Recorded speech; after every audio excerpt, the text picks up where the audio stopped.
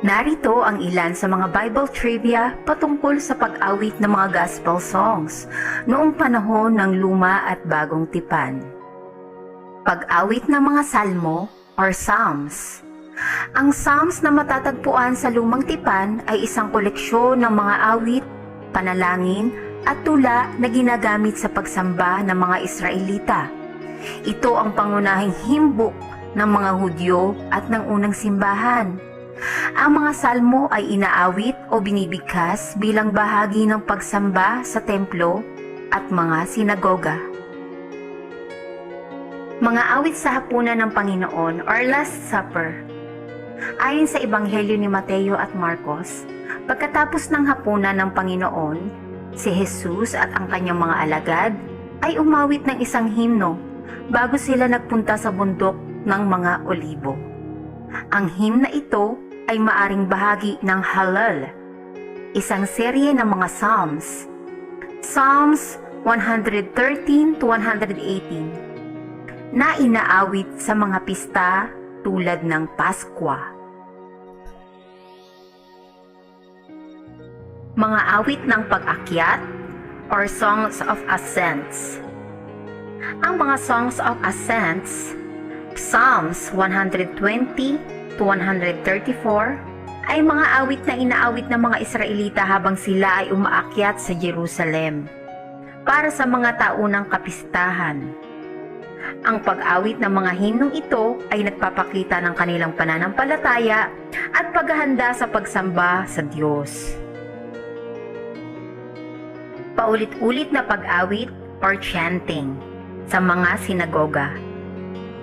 Ang mga sinaunang Hudyo ay gumagamit ng chanting o paulit-ulit na pag-awit sa kanilang mga seremonyang pangrelihiyon.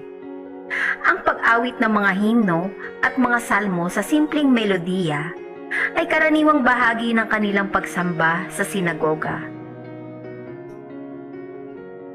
Mga himno sa mga sulat ni Pablo or Paul's epistles. Sa Bagong Tipan, si Pablo ay nagbanggit ng ilang beses tungkol sa pag-awit ng mga himno sa mga simbahan.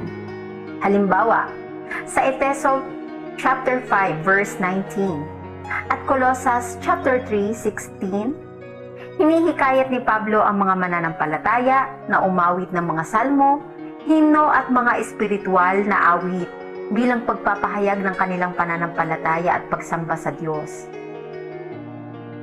Pag-awit sa mga pagtitipon ng mga unang Kristiyano. Ang mga unang Kristiyano ay regular na nagtitipon sa mga bahay at umaawit ng mga himno bilang bahagi ng kanilang pagsamba at pag-aalay ng papuri sa Diyos. Ang pag-awit ay naging mahalaga, bahagi ng kanilang espiritual na buhay at isang paraan na pagpapahayag ng kanilang pananalig.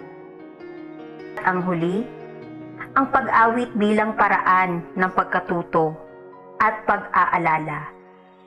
Noong panahon ng Biblia, ang mga tao ay madalas umasa sa oral tradition upang matuto at magtanda ng mga aral at kasaysayan.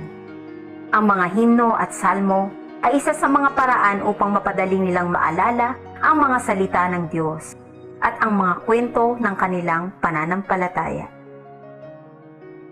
Kung gusto mo ng ganitong klaseng mga video, pakiclick lamang po ang subscribe button at pakihit na rin ang ating notification bell para ma-update ka sa mga bagong uploaded na videos. Muli, marami pong salamat sa iyong panonood.